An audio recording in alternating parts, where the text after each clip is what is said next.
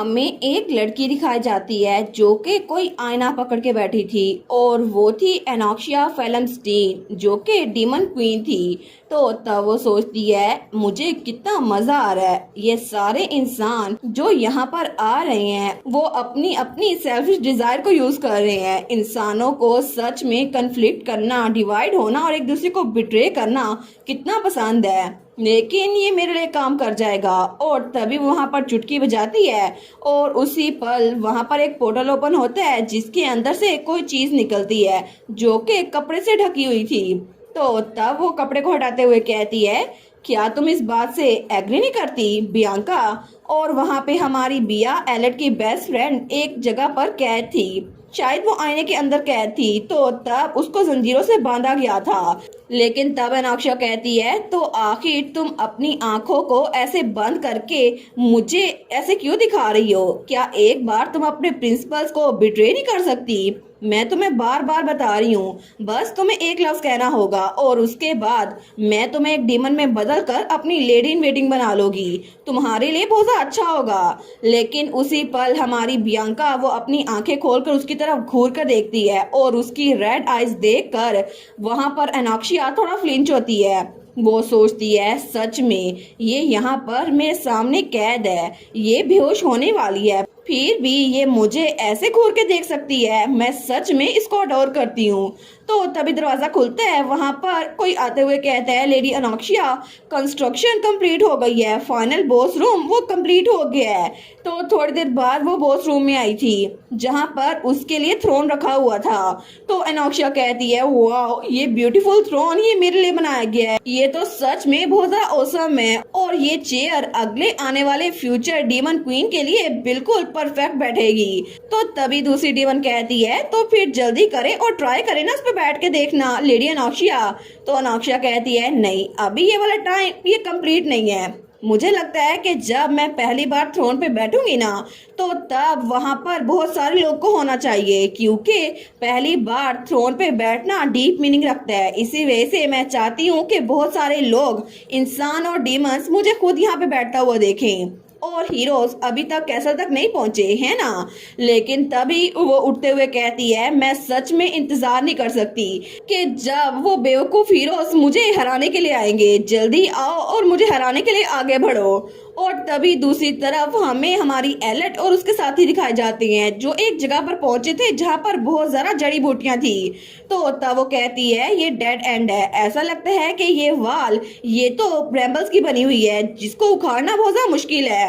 तो तभी वहां पर इफाइल वो अपनी तलवार से उन जड़ी बूटियों को काट रहा था। वो कहता है, हम तो इसको काट भी नहीं सकते, जितनी स्पीड से मैं इसको काट रहा हूँ उससे डबल स्पीड में ये दोबारा से उग रही हैं, आखिर हम इसको कैसे पार करें? तो हेस्टियो कहता है, मुझे तो ये समझ नहीं आ रही कि एडवांस पार्टी वो कहाँ पर गई, क्या सच में उन्होंने इस वाल को ब्रेक करके यहाँ से गुजरने का रास्ता ढूंढ लिया था?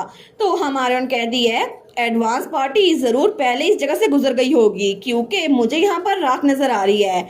ऐसा लगता है कि ये फास्फोरस पाउडर ये इन वाइन्स के जलने की वजह से यहाँ पर बचा था। तो हेस्टियो कहता है, सच में क्या उन्होंने इन सारी वाइन्स को जला दिया? लेकिन अगर उन्हें जला दिया था तो ये वाइन्स एक बार पेड़ से सही कैसे हो गई? तो हमारे कहती है, मुझे लगता है पहले उन्होंने इसको फायर के साथ जलाया होगा, लेकिन उसके बाद यहाँ से गुजरने के बाद उन्होंने इसको फिर से ग्रो करवा दिया होगा। सच में मैजिक यूज करना उनके लिए बहुत ज्यादा फायदेमंद था। हेस्टियो कहता है, वो तो सच में हमारे लिए बहुत ज्यादा रुकावटें पैदा कर रहे हैं। लेकिन तभी फाइल कहता है, हम क्या करेंगे? मुझे लगता कि हमारे पास कोई मैजिक है जिसकी वजह से हम इन वाइन्स को जला सकते हैं। हमारे कहती है, नहीं हमारे पास है, हमारे पास एक होली नाइट है जिसको फायर यूज करनी आती है, क्या हमारे पास नहीं है?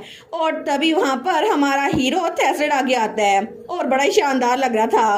तो तब वो आगे बढ़ता है और अपना हाथ उन जड़ी बूटियों की तरफ रखता है, लेकिन तभी वो अपनी ब्लू फ्लेम उसको यूज करना शुरू करता है, जिसकी वजह से एक ही पल में वो सारी की सारी वाइन्स उन पे आग लग चुकी थी। तो हेस्टियो अपनी आंखें बंद कर लेता है। वो सोचता है ये आग तो बहुत ज्यादा है, लेकिन थोड़ी देर बाद ही वो सारी की सारी दीवार हट चुकी थी और उनके लिए रास्ता बड़े आराम से बन गया था। तो तब हमारा थेस्लेड पीछे देखते हुए कहता है, हम लोग अब गुजर सकते हैं। हेस्टियो कहता है, मैं जब भी तुम्हें देखता हूँ ना, तुम पहले से ज्यादा स्ट्रोंगर लगते हो। मुझे बताओ आखिर तुम ये कैसे करते हो? तो हमारा हीरो स्माइल कर देता है। लेकिन थोड़ी देर बाद वो सारी की सारी दीवार जल चुकी थी और हमारे हीरो और हीरोइन की टीम आगे बढ़ रही थी और उनके आगे एक मेज थी जहाँ पर भूल भुलैया थी और उनके लिए गुजरना थोड़ा मुश्किल था। तो वहां पर ऐश और इफाइल आते हैं। वो कहते हैं, सच में इस बार एक मेज है? तो ऐश कहता है, अगर हमने मैसअप कर दिया ना तो हम बहुत लंबे अरसे तक यहाँ पे ट्रैप होकर रह जाएंगे। तो इफाइल कहता है, क्या तुम इसको जला नहीं सकते? तो हेस्टियो कहता है, पागल, अगर तुमने इसको जला दिया ना तो डंजन के रूल्स के हिसाब से तुम्हें फिर से एंट्रेंस पे पहुंचा दिया जाएगा, बिल्कुल किसी गेम की तरह। लेकिन हमें इस मेज को पार करना पड़ेगा। तो हमारून कहती है, अहम, मुझे लगता है कि मेरे आगे आने का टाइम आ गया है क्योंकि कमांडर सब कुछ संभाल लेगी। और तभी वो एक पेन और पेपर निकालती है और हमारे थेस्लेट की पीठ पर कुछ बनाने लग जाती है। तो बाकी सारे कहते हैं, सच में क्या ये कर सकती हैं? तो ऐश कहता है, कमांडर आप तो इस बार फिर से कोई मिराकल दिखाने वाली हैं, है ना? तो हेस्टियो कहता है, आखिर तुम इस पेपर और पेन के साथ क्या करोगी? हमारून कहती है, चुप रहो और मिराकल होने का इंतजार करो। वो सोचती है, बस थोड़ी देर रुको, मुझे करना ही पड़ेगा क्योंकि मेरे लिए ये बड़ा इजी है। तो तभी हमारी हीरोइन वो अपने सिस्टम के जरिए वहाँ मैप बना रही थी। तो वो सोचती है, मेरे पास मिराकल है पोजेस सोल का, क्योंकि वो सिस्टम मैप को कॉपी कर रही थी और आखिर में उसने वो बना दिया था। तो इफाइल कहता है, ये सच में कितना इनक्रेडिबल है, क्या ये सच में रियल है? मुझे यकीन नहीं होता, सच में तुम तो बड़ी औसम हो एली। हमारून कहती है, ठीक है तो सारे के सारे आगे बढ़ो, हम लोग को आगे जाना होगा। तो पीछे से इफाइल और ऐश कहते हैं, जी जी कमांडर, हम आपको फॉलो करेंगे। और तब थोड़ी देर बाद वो सारे के सारे बिल्कुल किसी गेम कैरेक्टर की तरह आगे बढ़ रहे थे और थोड़ी देर बाद वो लोग बड़े आराम से वहां से निकल भी आए थे। तो हेस्टियो कहता है, मुझे यकीन नहीं होता हमने इस भूल भुलैया को इतनी जल्दी इतनी आसानी से पार कर लिया। लेकिन तभी इफाइल कहता है, सब लोग जरा वहां पर देखो, हम लोग डीमन क्वीन एनोक्सिया उसके कैसल में पहुंच चुके हैं। और तभी हमें कैसल के अंदर का सीन दिखा जाता है जहां पर कोई फ्लावर्स के साथ कुछ सजा रहा था और ये वही फ्लावर्स थे जो बचपन में हमारी हीरोइन के वहां कैद होने की वजह से बाकी बच्चों के सर पे निकले थे। तो वहां पर कोई मेड कहती है, लेडी लिलिथ, क्या ये ऐसे डेकोरेट करना अच्छा रहेगा? और वहां लिखा हुआ था, आई लव यू कार्पियोस। तो लिलिथ कहती है, अगर तुम अपने दिमाग को ऐसी बातों से भरना नहीं चाहती जो लेडी एनोक्सिया तुम्हें सुनाएंगी ना, तो इसको और जरा खूबसूरत बनाओ। लेडी एनोक्सिया ने कहा है कि वो इसे लॉर्ड कार्पियोस को गिफ्ट करेंगी। लेकिन वो सोचती है, पता नहीं, मुझे समझ नहीं आती लॉर्ड कार्पियोस आखिर वो उनको इतना पसंद करती क्यों है? और जब उन्होंने कहा था ना लॉर्ड कियोस इवल तो कितने कूल है ना? तुम्हें पता है ना वो डीमन किंग कार्पियोस तो टोटली बहुत ज्यादा औसम है।